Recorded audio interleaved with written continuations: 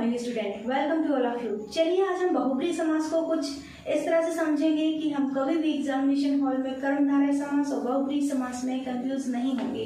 जी हाँ, बहुब्रीहि समास को याद करने के लिए हम ट्रिक का इस्तेमाल करेंगे। चलिए देखते हैं।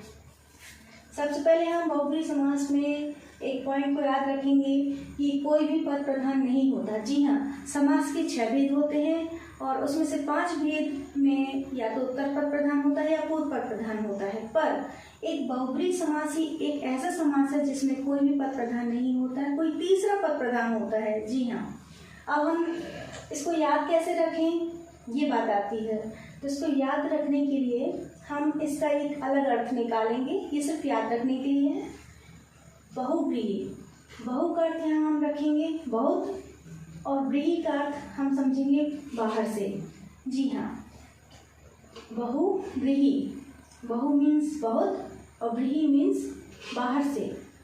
इसका पूरा अर्थ निकालेंगे। बहुत हुआ कुछ शब्द बाहर से लाओ, बहुत हुआ कुछ शब्द बाहर से लाओ।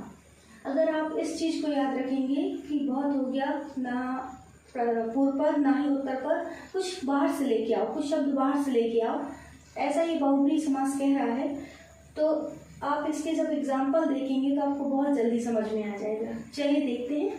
First example, Dashanan. 10 जमा आनंद, 10 हैं। आनंद मीन्स मुख, जिसके 10 मुख हैं वो है रावण। तो रावण शब्द जो है ना पूर्व पद में है और ना ही उत्तर पद में है। चलिए सेकंड एग्जाम्पल देखते हैं। पीताम्बर, पीत जमा अंबर, पीला है वस्त्र जिसका। विष्णु, अब विष्णु शब्द देखिए ना ही पूर्व पद में और ना ही उत्तर पद में है। ये तीसरा पद निकल कर आ रहा है, कुछ बाहर से आ रहा है, कुछ अलग से आ रहा है ना। अब इस तरह से हम देखते हैं। नीलकंठ, नीला है कंठ जिसका, भगवान शिव। निशाचर, निशा में चर करने वाले मीन्स राक्षस। लंबोदर, लंबा है उधर जिसका, गणेश भगवान। चंद्रमौली, चंद्र जिसके मौली पर है, भगवान शिव। महावीर, महान है जो वीर, पवनपुत्र हनुमान जी की बात हो रही है। अनहोनी, जो घटना जो घटित न होने वाली हो, अनहोनी।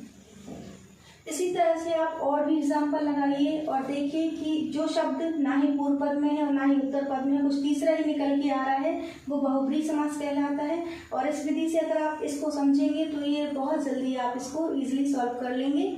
और अगर आपको ये ट्रिक अच्छी लगी है तो कमेंट में ज़रूर लिखिए। धन्यवाद।